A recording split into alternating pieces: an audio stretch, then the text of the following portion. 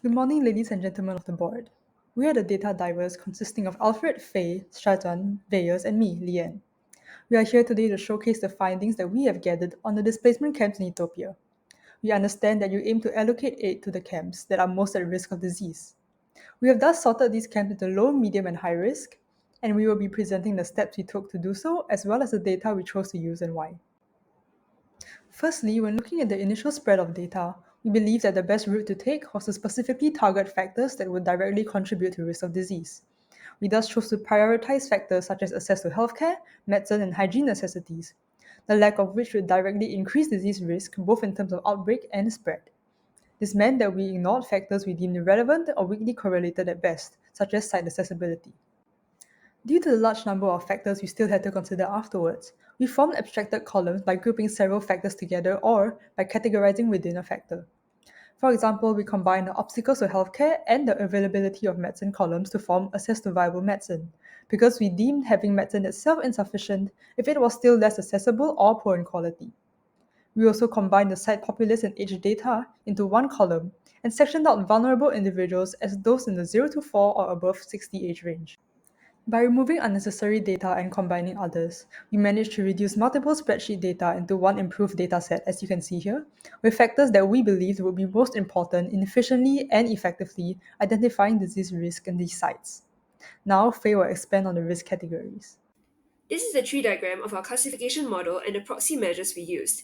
As can be seen, two branches lead to the classification of low and medium risk respectively, and one branch leads to the classification of high risk. Starting with the first branch, we used three proxy measures. We used households living in overcrowded shelters or service providers as our first measure because we deemed them both as equally important. For the former, our justification is that overcrowded shelters will increase the risk of contact, which is the most common factor in disease transmission. In turn, having fewer overcrowded shelters could reduce risk. Our cutoff is based off a value that can appropriately balance the populace. As what Shannon Hayes said, we think that the presence of service providers can help to reduce the risk of the site, especially those that cover health, and wash health protection. Hence, the sites that fulfill these measures are classified as low risk. Whereas those where the service providers present do not cover the essential areas are classified as medium risk. Moving to our second branch that starts from sites with no service providers or with households living in overcrowded shelters more than 51%, we looked at access to hygiene or access to viable medicine, which we deem as the next most important factors in reducing risk. Both access to hygiene kits and viable medicine are essential preventive measures against the spread of diseases. To classify sites into low or medium risk, we use percentage of vulnerable individuals above the median, where median is chosen because of its representativeness of the central tendency. We use this measure here because, as seen through the pivot chart, access to viable medicine is low regardless of the percentage of vulnerable individuals. Hence, we deem it as more of a catalyst rather than a determinant.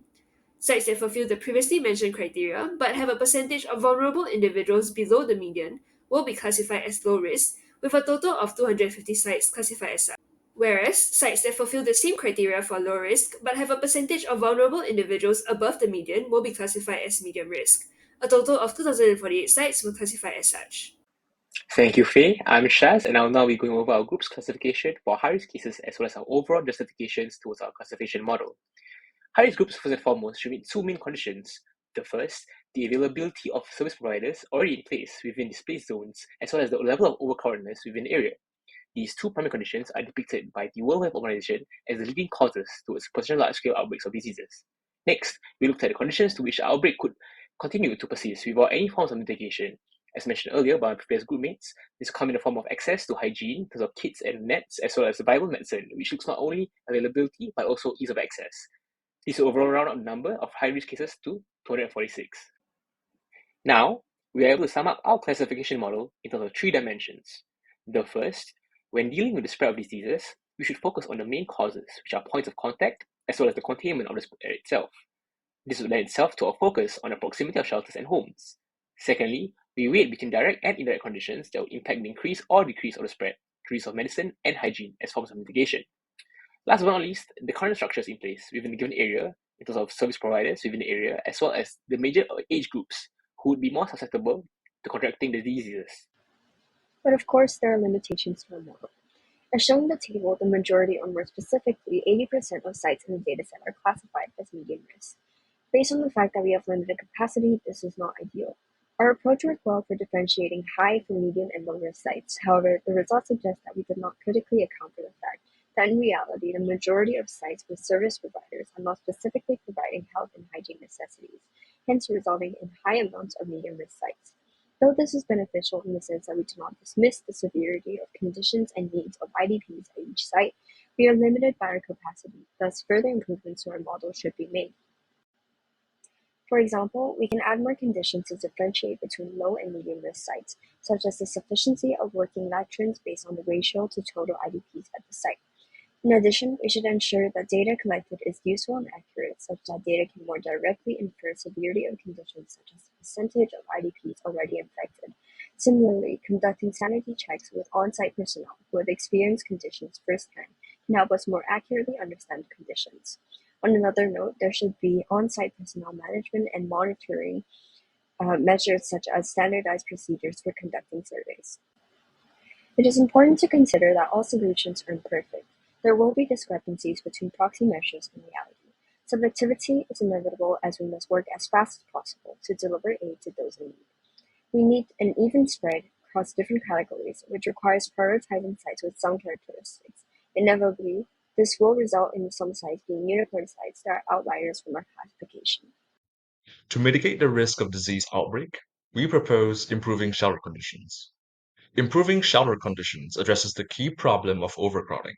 The first step would be to increase the size and quantity of shelters. By expanding current infrastructures and erecting additional shelters, we can easily accommodate overflow populations.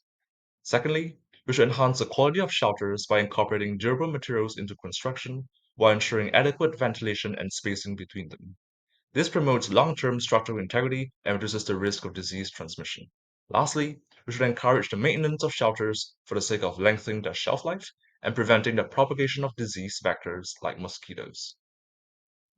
In conclusion, our classification model identifies risk factors using certain proxy measures, such as overcrowding, vulnerability, and access to healthcare.